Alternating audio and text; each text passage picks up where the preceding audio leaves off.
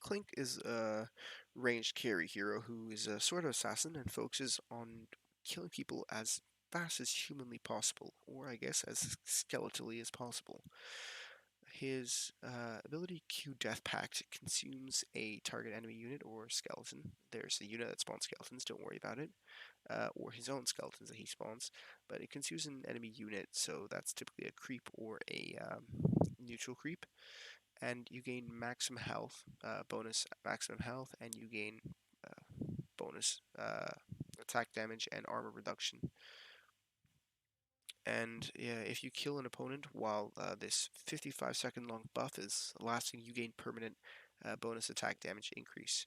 Searing Arrows is a toggle ability that just makes his attacks deal more damage. It just does that.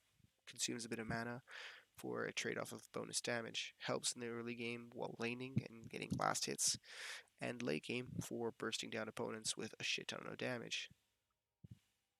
Skeleton Walk makes him go invisible for a fairly long amount of time, and he can recast it while invisible, so you keep that up. He gains a lot of increased movement speed, and once you break out of it, you gain a lot of attack speed. So the goal here is to sneak up behind enemy lines, find a squishy support, and just burst them down with a shit ton of attack speed. And finally, Burning Army. He targets a vector area, which creates these little soldiers that shoot arrows.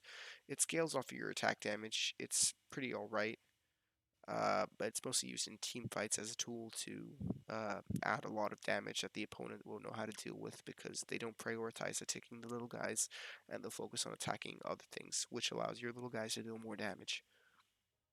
Clinkz you want to build with a lot of damage burst in mind. He's a big glass cannon, and building tank on him really won't get you far.